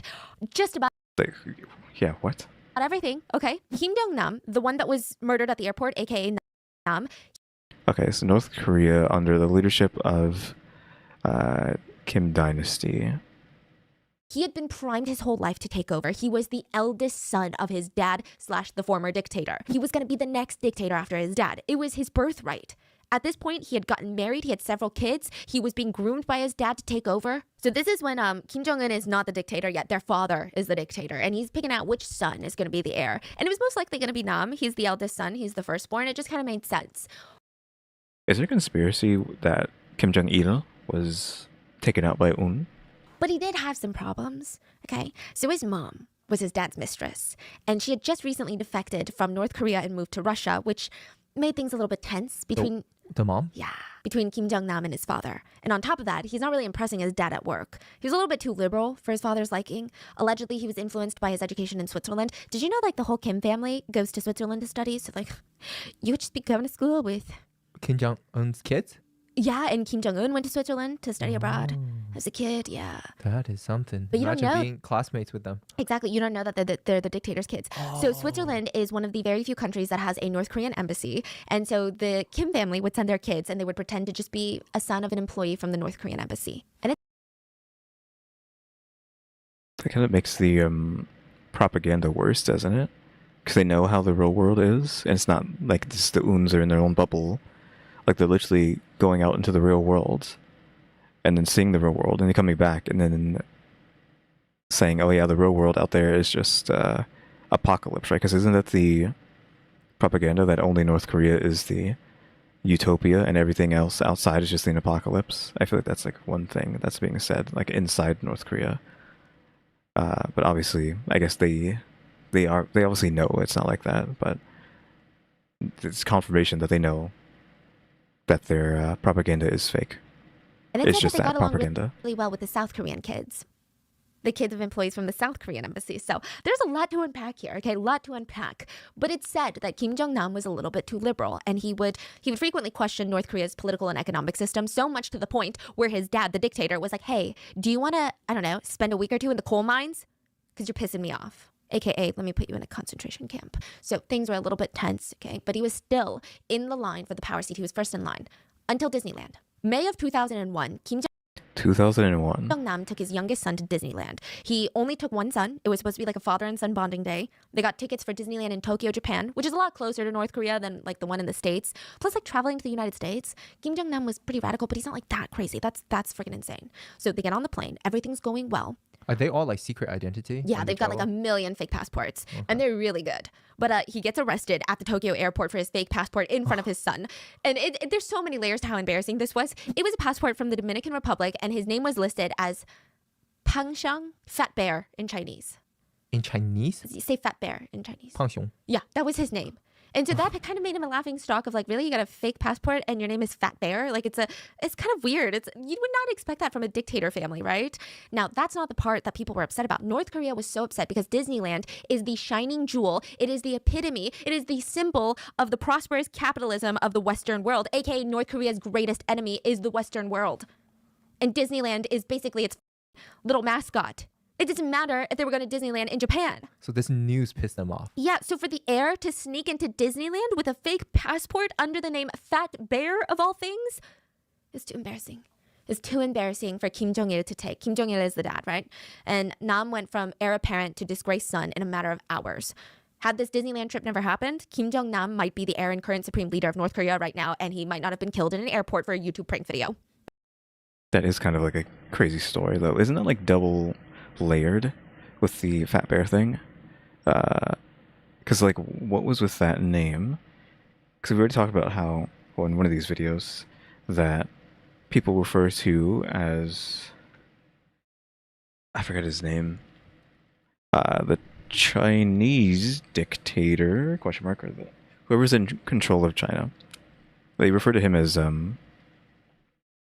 Winnie the Pooh, right? So that's a little bit too on the nose that we have these like bear comments for multiple people. But because of Disneyland, he never got his chance at the throne. Instead, his little half-brother, Kim Jong-un, would take over. Now, it's speculated that Kim Jong-un would have every reason to want Kim Jong-nam dead. His own brother, his own flesh and blood, dead. We covered a bit of the Kim dynasty and their wild parties in an episode covering the kidnapping of a famous South Korean actress. Do you guys? I don't know if I've seen that. Well, I mean, obviously we haven't seen that one, I don't think, but I haven't seen that one. Remember that one? Mm-hmm. It's like that one was so unhinged. What happens when you have a dictator that's super into action movies and wants to make his own movies but fill it with propaganda for his country that he held hostage? Well, that dictator kidnaps a South Korean actress and her director husband to produce films for him, basically at gunpoint. Unhinged, I can't believe that was real either. But that's Kim Jong-un's dad, and we're not going to talk about him too much today, but North Korea is right now on the third generation of dictators. First, there was Kim Il-sung, and he was the first one, the man in power right after the Korean War. When North Korea became its own country, he started the dictatorship. He had the throne, the seat of power. Then it was passed to his son, Kim Jong-il. And the choice was easy. He had 3 kids. Kim Jong-il was the only son, so he won. Kim Jong-il was not a great guy. Are we surprised? He was famous for having multiple children from multiple partners. Almost all of his children are from mistresses, so none of them are actually from his legal wife, aka the First Lady of North Korea. Even Kim Jong-un, his mom was a mistress. Kim Jong-nam, his mom was a mistress, but he was well known for a lot of interesting things, like a lot of interesting economic choices that would lead to some of the worst famines that North Korea has ever seen, as far as we know. Between 200,000 and 3.5 million citizens starved to death under his rule. We don't have a more precise number because North Korea isn't exactly transparent about that kind of stuff. But also there's alleged torture, human rights violations, insane propaganda. I mean, there's a whole deep dive in our Uni episode that I will link below. But he just didn't seem to care about his people, of course. He just seemed so focused on which one of his kids would take his seat. It's like the real life succession, just a lot more fatal and deadly and terrifying. He thought most of his kids were not suitable for the job. On a train to Russia, he got into a conversation with some fellow passengers about his kids. What kind of passenger? Probably like a North Korean officials and Russian officials. Okay. And like most fathers do, he said, "My sons are idle blockheads," which people thought was humorous because they do have quite square-shaped faces. He said, "My sons are idle blockheads. My daughters are the ones who have the real minds, power, and intellect to be in politics." But misogyny wins, because ultimately the transfer of power would go to his son and not his daughter. His youngest son, Kim Jong-un, would be the next supreme leader. He is the current reigning dictator over North Korea, which is very interesting because Kim Jong-un has 2 older brothers that would make more sense to be heir. And also his younger 2. Where was the other one? sister is known to be the political powerhouse. She's known to be the deadliest woman in North Korea. She is I've seen her face a few times over the years. freaking terrifying. She's said to be the brains of the regime. She's said to be the ones pulling the purse strings behind him. But none of them got it. He won. Was he just the smartest, most capable, most politically agile? Not really. So Kim Jong-nam was first. He had the whole Disneyland issue, right? Then Kim Jong-un had a full-blooded brother that was a couple years older than him. And this is like his full brother, not a half brother. He was supposed to be next. He's the second eldest son. But Kim Jong-il took one look at that guy and said, pass, just pass. Apparently, and this is a direct quote, Chol, the second son, has the warm heart of a little girl. Yeah, that's what he said. So apparently the second son went to the same school in Switzerland that Kim Jong-nam and Kim Jong-un would go to in Switzerland. They actually had an aunt and uncle in Switzerland that would take these kids in, send them to school, be their guardians, and then send them back to North Korea after their schooling. This is also the Kim's way of getting insight into the Western world and allegedly spying. I don't know how much you can spy as like a high schooler, but yeah, allegedly spying. So this kid told everyone that his name was Park. So the second son told everyone at school that his name was Park, and he was the son of a driver at the North Korean embassy. And he was really chill. People said that Park would crack jokes all the time. He had a really cool sense of humor, and he was really good friends with all of the South Korean kids in the school. He liked video games. He was decent at sports. The only weird thing about Park that everyone remembered is that he would never eat cafeteria food. And the cafeteria food in Switzerland is not like in the US. Like, you're talking fancy boarding school cafeteria food. Yeah, what was up with that? I mean, unless it was the whole thing of trying not to get poisoned, right? And assassinated. I'm guessing that's why he didn't eat the cafeteria food. That would be my first thought. Talking catering food. He would never eat it. Literally, he would bring his own meals, never touch a single thing of anybody else's food. Very fascinating. Interesting. Why would you do that? They also said that he was a huge pacifist, which is kind of an interesting philosophy for the son of a North Korean dictator. In class, he wrote a poem called A World That I Dream Of. And his dream world, according to his poem, was a world without guns, nuclear weapons, wars, terrorists, or religion. It's weird that like potentially 2 out of the 3 sons from Il somehow didn't turn out completely rotten to the core, question mark, despite who their dad was. But of course that just means they don't get to take control and maybe possibly help North Korea. We get Un instead. Everything was secular and peaceful and open. Is he still alive? Yeah, you would think that he's not, but he's alive because he's not a threat. Their dad hated the fact that he would see his 2 sons, his youngest 2 sons, Park and Jong-un, and they would play basketball, right? Which I don't think most North Koreans can do, but he's part of the Kim dynasty. Did you just say Jong-un, like Kim Jong-un? Yeah. Okay. I'm just calling him Jong-un, like he's my friend or something. Yeah, It's weird. Okay, Yeah. Kim Jong-un. Okay. So then the second son would say things like, "We did good, guys. We did well," after they lose. Meanwhile, Kim Jong-un would rage. And his dad was like, "I like that one. Oh. I like the one that's raging. I like the one that can't process emotions." So his dad passed on the second son being the next leader. Didn't even give the second son a second glance, okay? But he was fine with it. He never wanted the seat of power. He just wanted to live his life because at the end of the day, the Kim dynasty, they're billionaires. So he's living his dream, traveling the world, going to Eric Clapton concerts, which is like a blues guitarist. He plays guitar in a band. He lives in Pyongyang, and he just tries to steer clear of his brother's bad side. It's said that after Kim Jong-un took power, he's just basically Kim Jong-un's baby, even though he's his older brother. And he just likes to use some money to get some girls and hang out. Kim Jong-un does not even consider him a threat, even though technically he could challenge his brother's rule. So if the heir can't be Disneyland Nam or chill second son, it's got to be the only other son. Forget the intelligent, terrifying, frightening daughter. We need a man. So Kim Jong-un it is. And it's said that allegedly Kim Jong-un's mom, who happened to also be a mistress, was the one who tipped the police off in Tokyo about Nam's fake passport when he arrived. She allegedly knew that Nam was in line for succession, and if he was internationally embarrassed, Kim Jong-il would never allow him to take over. Well, is that the for the Disneyland thing? Because I missed like the part where she had Disneyland. I'm assuming she said the Disneyland, not the one who tipped him off to them, like where he was going to be assassinated. Kim Jong-il chose one of her sons. She would go from mistress to mother of the dictator. Also, her bloodline would be half of the royal bloodline in North Korea. So also, yeah, just like this constant scheming among them. In North Korea, there is no voting, obviously.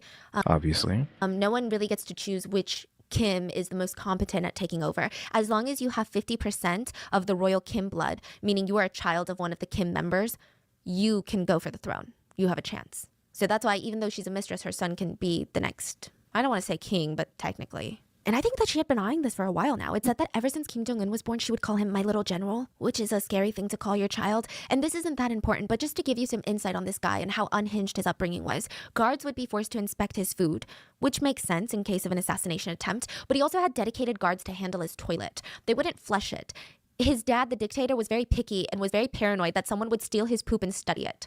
Like a foreign power would somehow steal the poops of his kids. Yeah, that's really weird. Study The poop.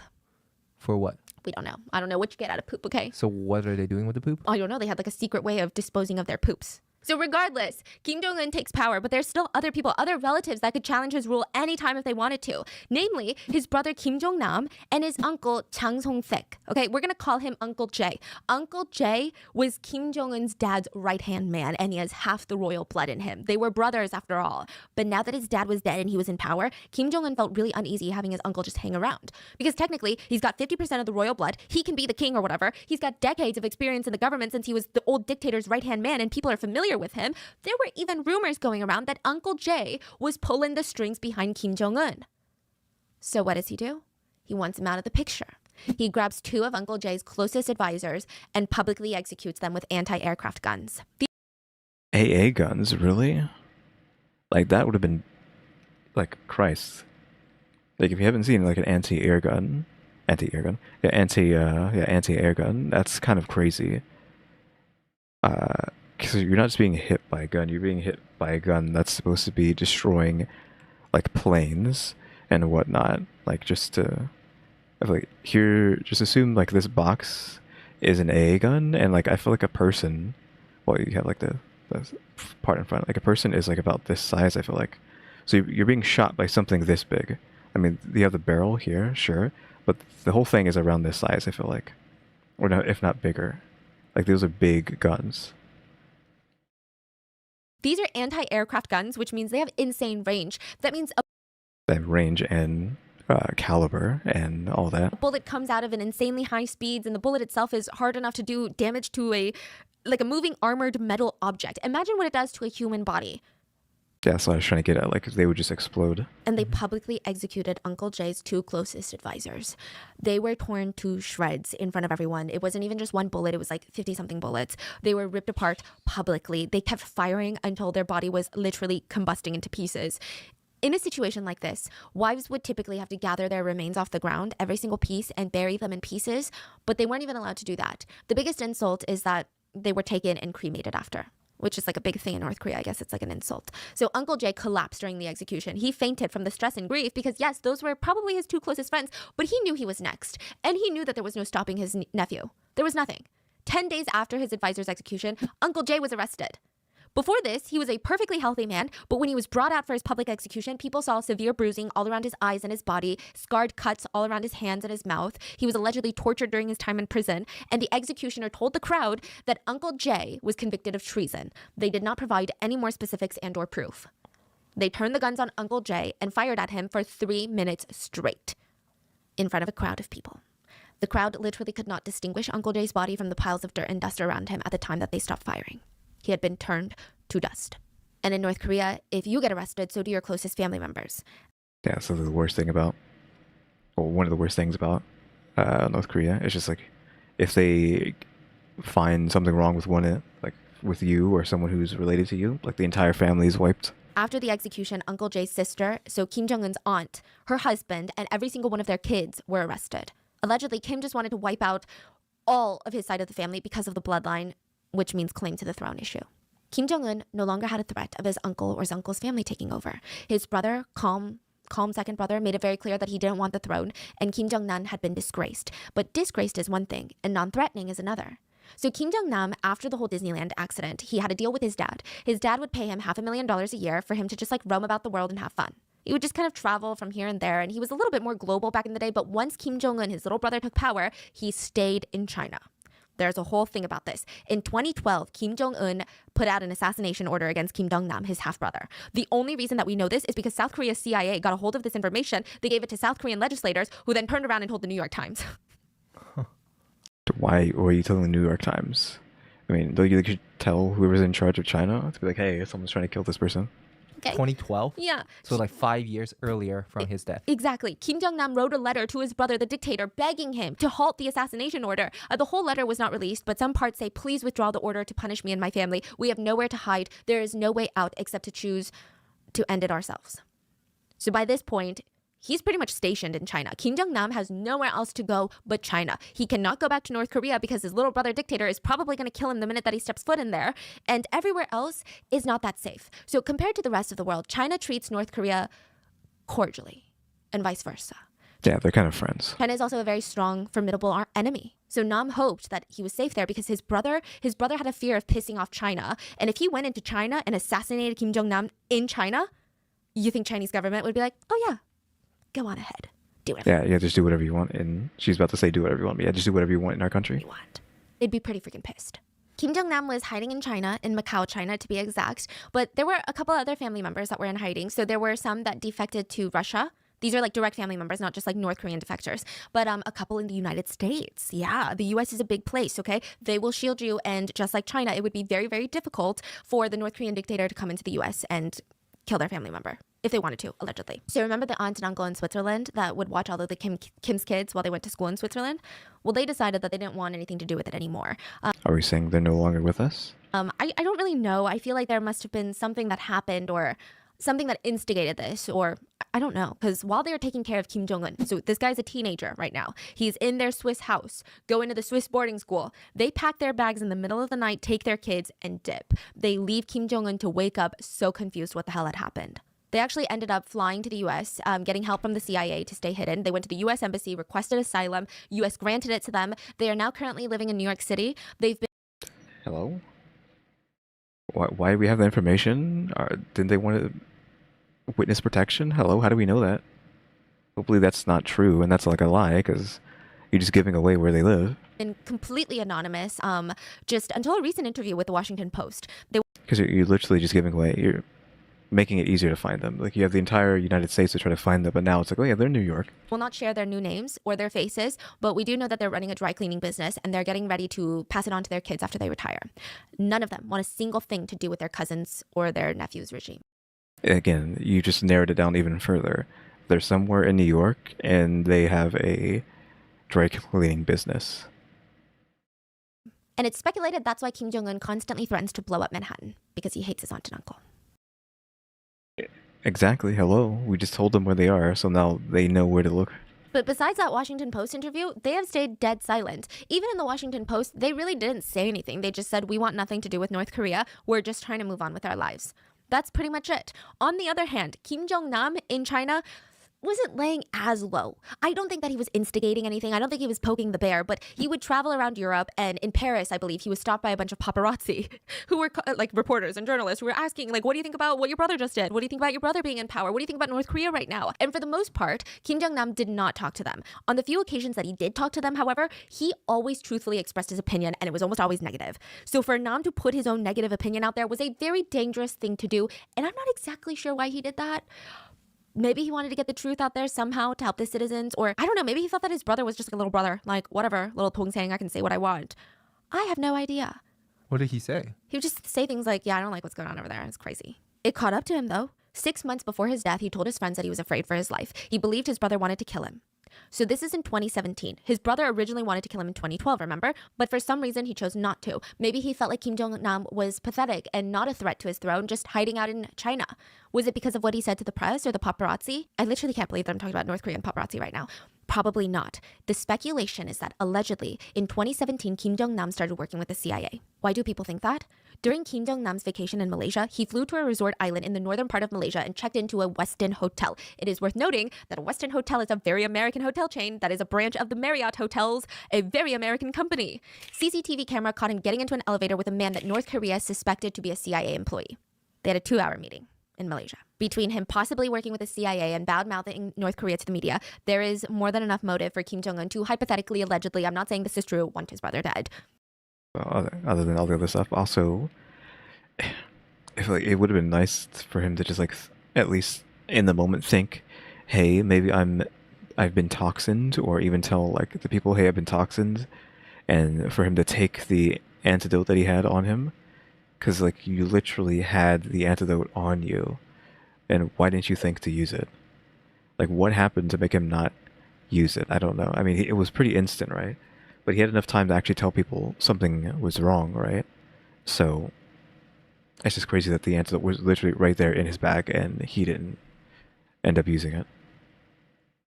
So not saying he did it, but hypothetically, how would he go about something like this, right? How would he go about doing something like this? Kim Jong-un is said to be one for theatrics. I mean, look at the way that he executed his own uncle. And we know that his brother Nam was safe in China. And if he was working with the CIA, maybe Nam felt some sort of protection from them too. So Kim Jong-un needed to move quickly because what if Kim Jong-nam was getting ready to be moved to the US? He needed the perfect plan to kill him publicly so the whole world would know, not just Kim Jong-nam, but it would send out a message. This is what a lot of experts believe. It would send out the message. An enemy of North Korea is not safe anywhere, anytime, or with anyone, even if you work with the CIA. Allegedly, Kim Jong-un hatched his assassination plot, and everything that I'm about to say is alleged, by the way. There were 8 North Korean spies that were part of the assassination plot. Now, if a North Korean We just have all of their faces for free. spy killed Nam, it would be too obvious who did it, and maybe Nam would even suspect a spy. They move different. He knew what to look out for in a North Korean spy. He would be ready. He'd know exactly how to react. He had vials of the antidote. He would probably take the antidote right away. Now, for a job like this, hypothetically, they would need someone that was unassuming, someone that could be easily looked over, someone that Nam would never be suspicious of. Women, average, gullible, easy to blend in women, were the orders given to the spies. Now, I'm not saying that today's 2 women are these things, but at this stage in their lives, I would say that they weren't as established in their careers or their social circles yet. They were quite vulnerable. Now, set the scene. They can't just kill Nam in China. It would be a diplomatic nightmare. And China is the only country, really, that North Korea really cares about because of their trade relationship. When Nam flew to Malaysia, it was the perfect time. Which, side note, North Korea doesn't have a bad relationship with Malaysia either. So Malaysia is one of those countries who aren't specifically hostile towards North Korea. Like the US is specifically hostile. South Korea is specifically hostile, you know? Malaysia is not. They actually have a North Korean embassy in Malaysia. So getting the spies into Malaysia, super easy. But killing Nam in the dark in his hotel room would be boring. Would it even make international news? Wow. Would people even really talk about it? Would it instill fear in enemies' hearts? Probably not. They would have to do it public, in broad daylight, in the middle of an airport where you genuinely feel a sense of security because there's so many people. There's so many people who have places to go that don't. Again, like, even I knew about this story, kind of. Because, like, earlier on, I kind of, like, was being reminded of, like, okay, wait, look, they put this stuff on his face, and that, like, there's definitely, like, a third party, and it was, like, his brother who did it to him.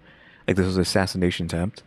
Like, all that stuff kept coming back to mind. So, yeah, this definitely was talked about on the news at some point, and was something I had seen. So they were trying to make a spectacle for sure. Don't care about you. There's so many cameras. The rough sketch of the hypothetical alleged don't kill me plan goes like this. One of the 8 North Korean spies that were tasked with Nam's assassination would go and recruit actresses.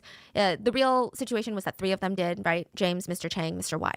They would need 2 actresses because of the 2 components of the VX. They already had this all planned out. They will tell the girls that they have a YouTube prank channel that's rapidly growing and they need actresses to help carry out some of these pranks. They will do a few test pranks throughout the month or 2 months, and they will pay the girls for all of this. Yeah, I mean, it makes sense to try to... I can't think of, like, a better word other than this, but to groom them into these pranks and getting, like, used to it. And then so once they actually finally do the big prank, it just seems like just another prank that they've done 1,000 times. They will continue to do the test and amp it up and make their story believable. Then they will move on to the real target, the North Korean dictator's brother, a man who could challenge the reign of power. Each of the 8 spies had a role to play. The recruiter will meet with the girls, meeting them, briefing them. Others will monitor the target, keep an eye out on his whereabouts. Another one would be waiting just outside the doors in a car, just in case. And another one would secure all of them a seat on a flight that would leave the country immediately afterwards. Not the girls, though. The girls didn't get a seat on the flight. The girls will just have to go down as the highly trained, politically motivated, evil assassins that took down the North Korean Kim family member. Because, I mean, they're the ones putting oil on his face in broad daylight, caught on CCTV camera. So they had to go down for it. It only made sense. After Nam went to the airport medical center, he passed out and was rushed to the local hospital. One interesting thing to note is during the commotions going on, like, no one knows that Kim Jong-nam is in the airport medical center dying right now. No one's even walking by the medical center, except for a man with a black suitcase is walking by the window non-stop trying to peer in. It's said that he is probably one of the North Korean spies to see if it was successful. So authorities very quickly find out what had killed this man. VX had killed him. They waited 9 days to announce it to the public, and the general public had no idea what VX was. But this assassination put it in... Yeah, I mean, I've never heard of it. Even now, like, even though I know the story, I've never heard of this chemical. Into the international spotlight, along with the suspicion that North Korea had a huge stockpile of VX. Side note, North Korea was very upset that Malaysia did an autopsy on Nam. He said that Nam was their citizen and Malaysia had no right. They said Malaysia had committed a violation on human rights for conducting an autopsy on one of their citizens without their consent. Wow. And the whole world said, I'm not really sure if North Korea is in the position to make human rights complaints. So Malaysia fired back and said, well, he died on our soil, so we have every single right, and we will gladly send his body back to his country or to his family after the autopsy is fully done. Okay, and did this cause tensions between the two? Is Malaysia and North Korea not on good terms anymore? Or neutral terms, at least? Because I think they're kind of like, she was saying, they're not necessarily like China, but they're like kind of neutral. Malaysia. Yeah, 9 days after the death, the Malaysian police reported a suspected break-in to the mortuary where Nam's body had been held. Is the body taken or? No, but yeah. 6 days after that, North Korea publicly announced that VX was not the cause of Nam's death. They said that he died of a heart attack evidenced by his history of cardiac issues. That's crazy. Like everything's on camera. Yeah, but they're like, no, not in this country. Okay. No. So Malaysia was not having it. On March 2nd, they sent the North Korean ambassador an eviction notice, basically. They told him he had less than 48 hours to leave the country unless he wanted to be arrested. No. Then they banned visa-free entry for North Korean citizens.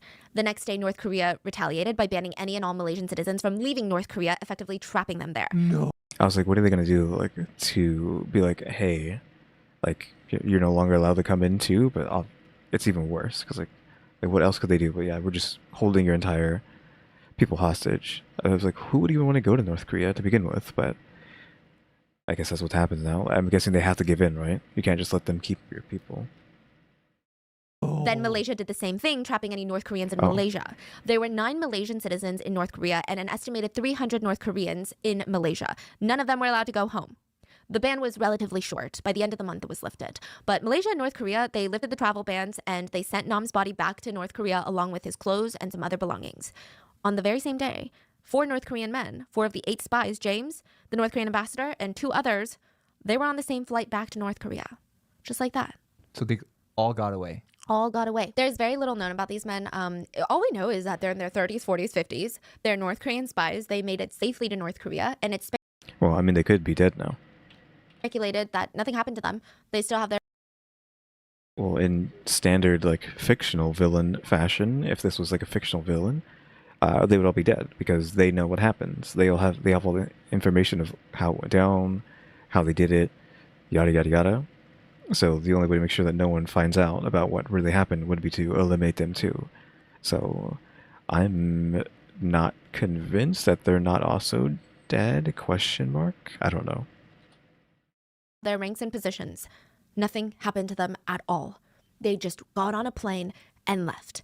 Meanwhile, as far as Sidi and Don knew, they weren't even arrested the same day for the murder. They walked straight out of the airport after washing their hands.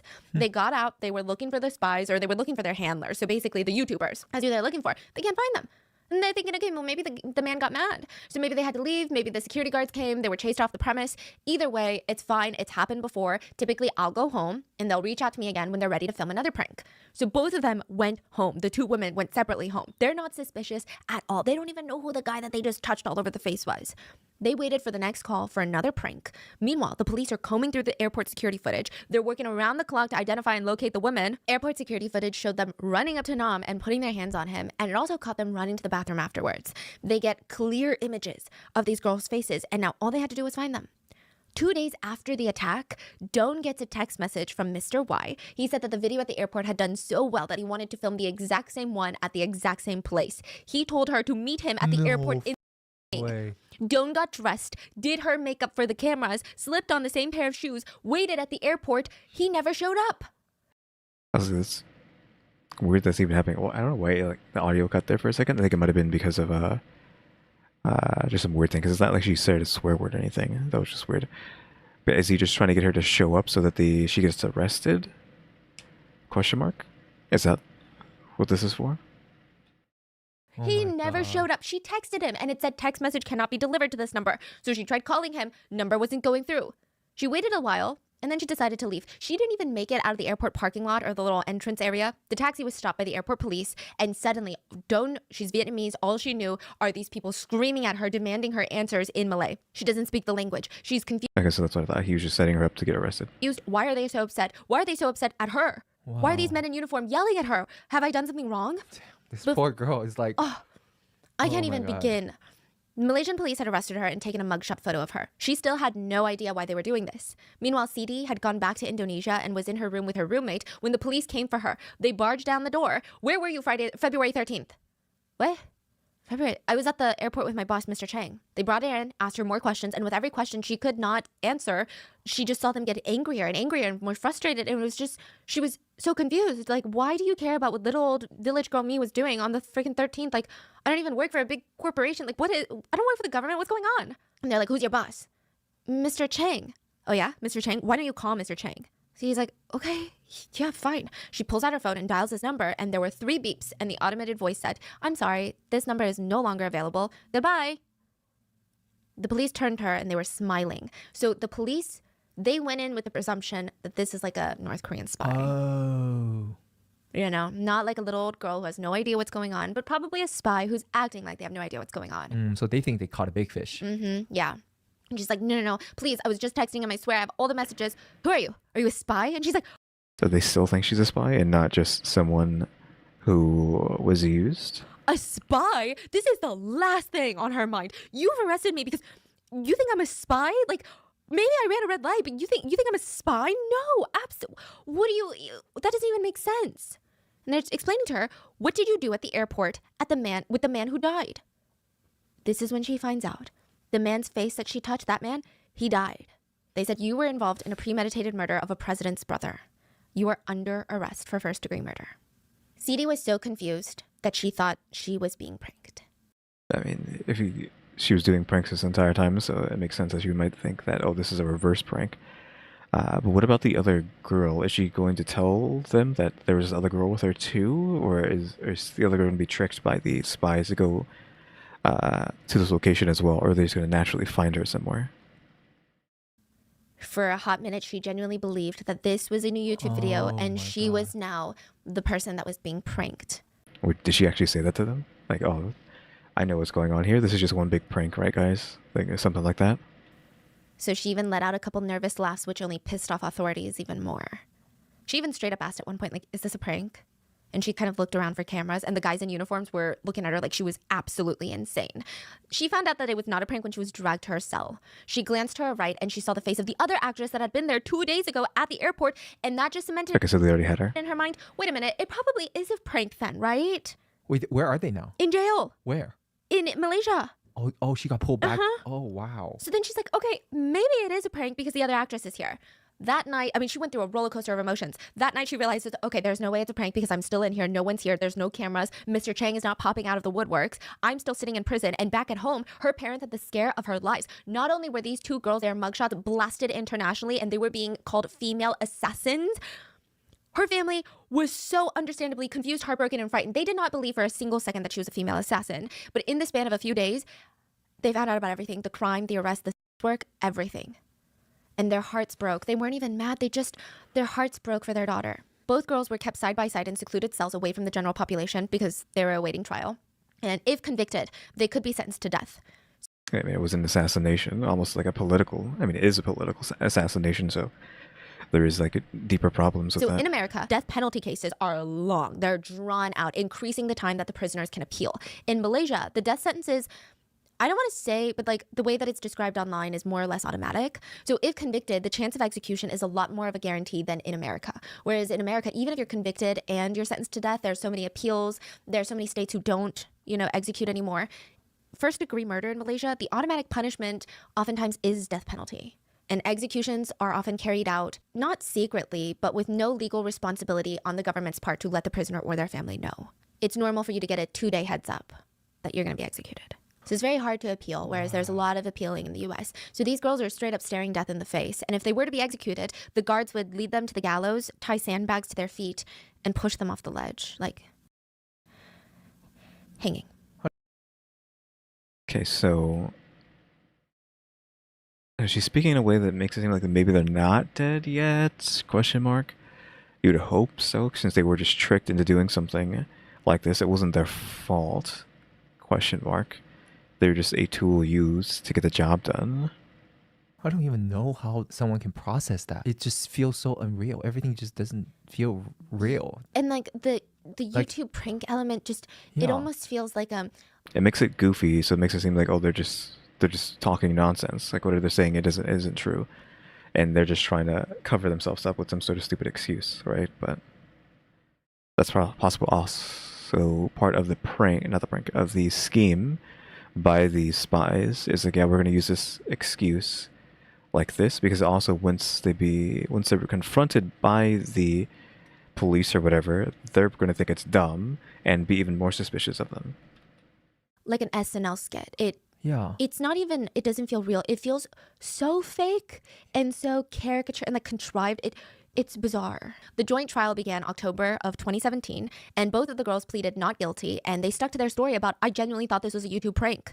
The Indonesian and Vietnamese governments hired defense teams for both of the girls. Wow. Now, this is where it gets crazy in a lot of Couldn't they have showed them like other video footage that possibly could have been recorded from CCTV of like, hey, we've been doing this for X amount of days or months? politics gets involved. The prosecution started off with, there is no evidence of a political plot. It's not important for us to prove. So that was already setting the tone of, we are not trying to prove someone else did it. All we know, and they kept stating, we have this evidence that you guys touched his face with chemicals on your hands and he died.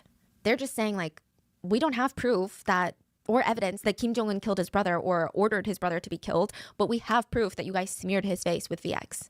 They also argued that it was premeditated as the girls had been practicing for this for a month in advance by smearing. Yeah, also, that's the opposite of what I was saying. Like, yeah, you could argue that this is y'all just doing pranks, but it was just practice on the spies' end. But to them, they were just doing a job. Smearing other people's faces with baby oil and baby lotion.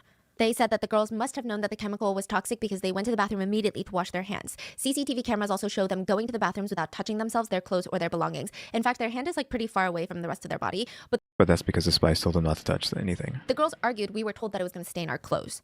Like, what kind of person wants to actively stain your clothes? There's CCTV evidence of them committing the crimes. There's also evidence, allegedly, that they had VX byproducts on CD's shirt.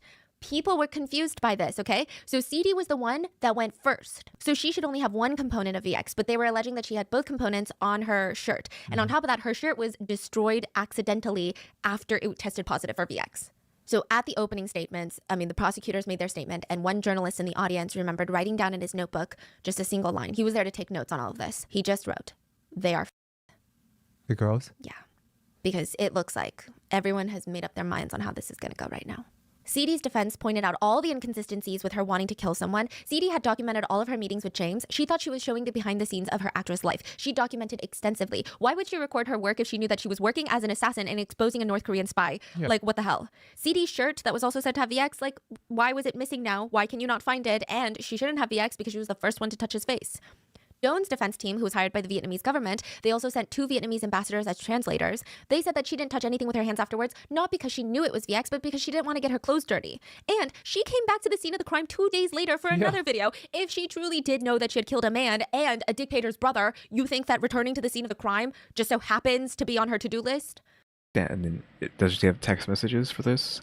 It's not like those text messages just disappeared into thin air, which is they're probably showing them right now. Like, hey, this person told her to go to this place to go shoot another video, and she just showed up, and y'all caught her. Like, why would she do that? That's dumb.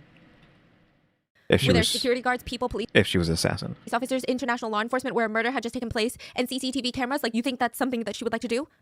Meanwhile, they also pointed out the North Korean spies that they worked with changed their clothes and fled the scene quickly. 4 of the 8 had left the country 2 hours after the incident. The other 4 waited for Kim Jong-nam's body. Yeah. Oh, they're taking the body. Yeah. Meanwhile, these 2 girls, they didn't really have any sort of escape plan. They weren't in a rush to get anywhere. They went back home. They were just doing regular things.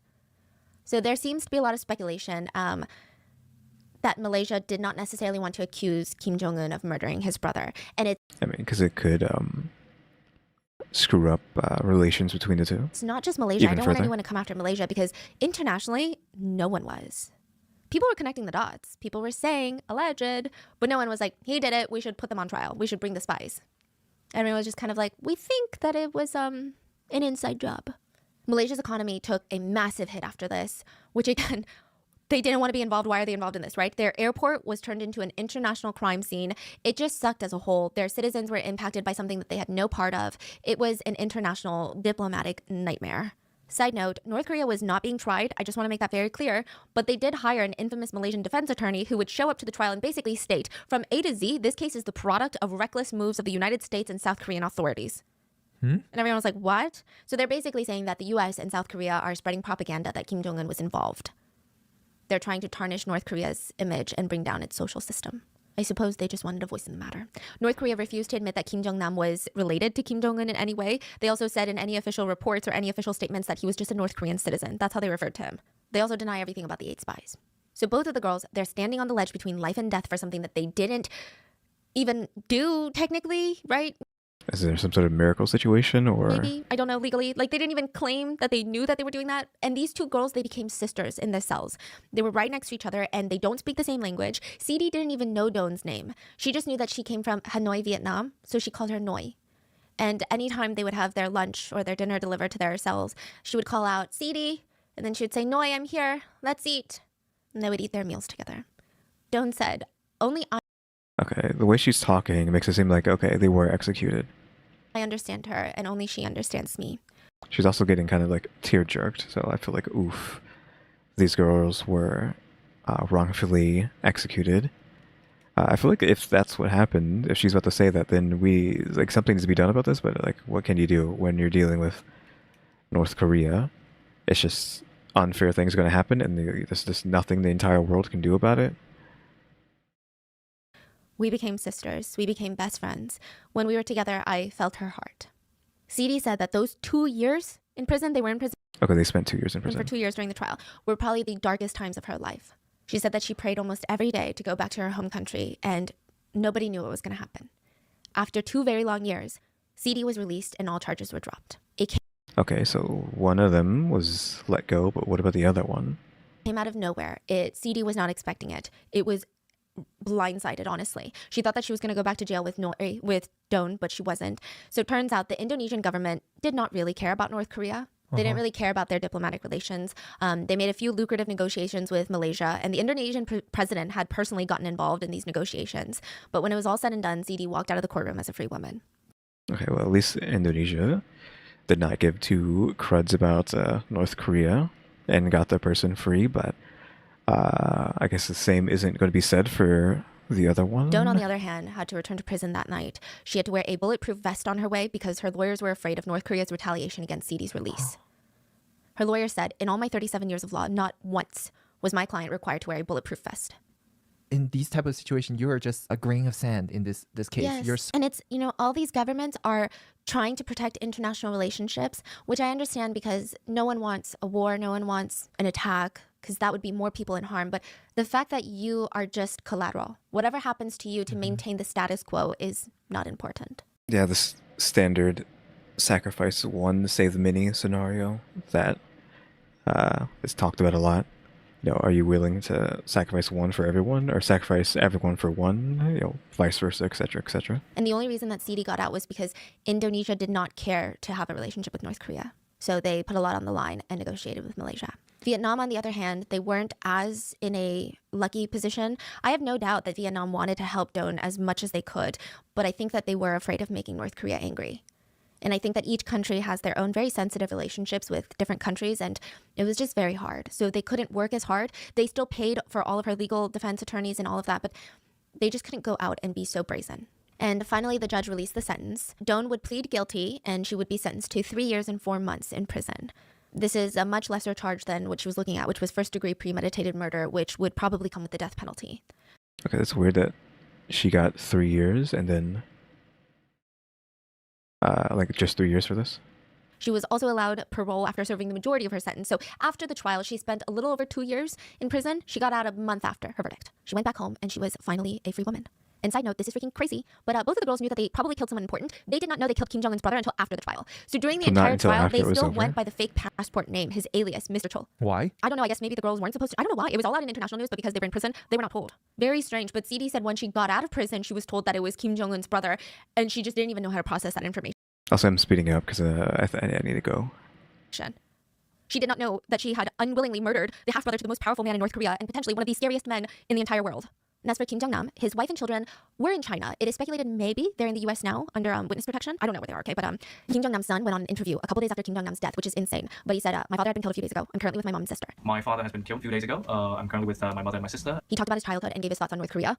He said that he dreams of unification of Korea. He said he one day wants to go back to North Korea and improve the social and living environments of North Korean citizens. He said that when he was in Macau and studying abroad, he made a lot of friends from South Korea. And he talked about how after learning about their life experience in their country, he supports South Korea. He's friends with South Koreans, and that has made him change his own political beliefs.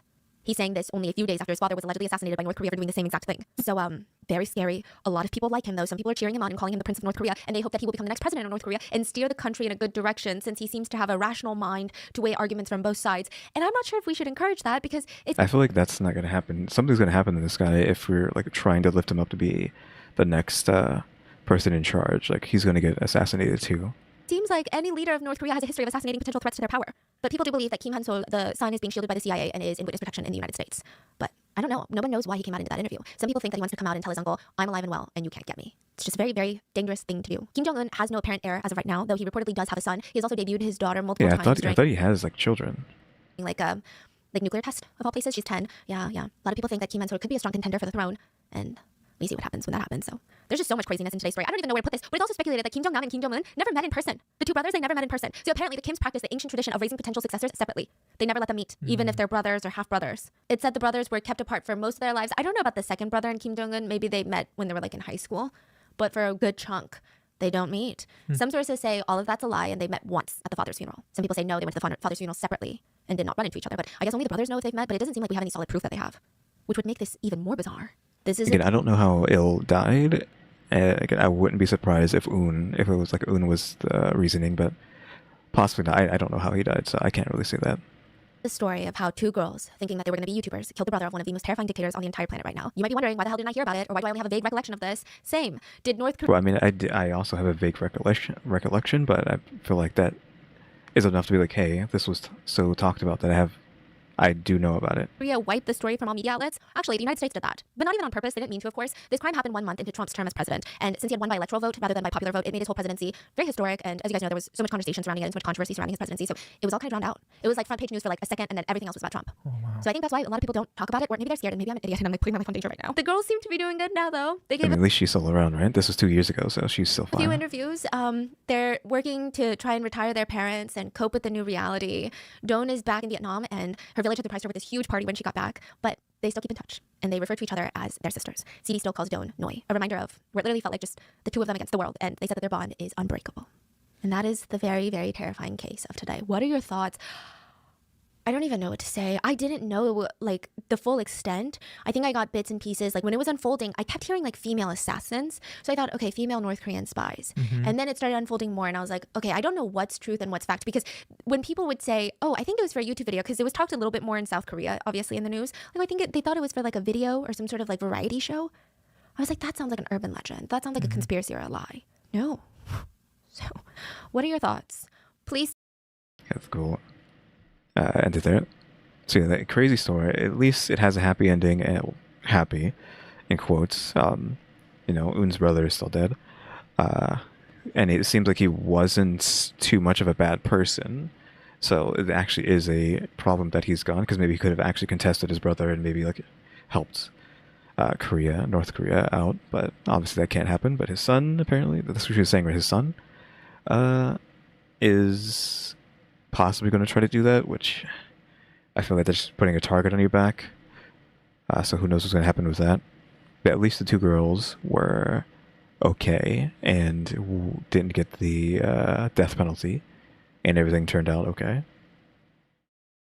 But sorry about the internet. I think it's been like really bad this entire time. I don't know what's wrong with it. It said it was fine earlier, but it's just been pretty bad. So if the video has looked poor, if the audio was screwed up, I don't know.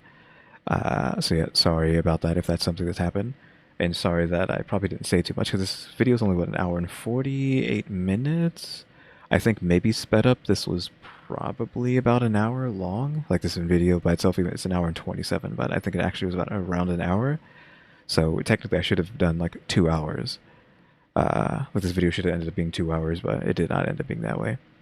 Again, I had like an emergency call that happened during it, and I've kind of just like not been here for well, I've been here, but my mind is kind of thinking about that this entire time, so it's just like bad timing for this video and stream that happened, because like I'm just like, okay, I gotta just keep worrying about that and whatnot. That's also why I sped it up at the end, because I heard sirens outside, which doesn't make any sense, but I heard sirens. I was like, okay, I don't think that's anything that has to do with this, but I kind of want to just go and make sure everything's fine. So my bad that all this is happening right now. Hopefully the video was still okay, despite all that, the internet being really bad and the kind of emergencies that are going on in the background.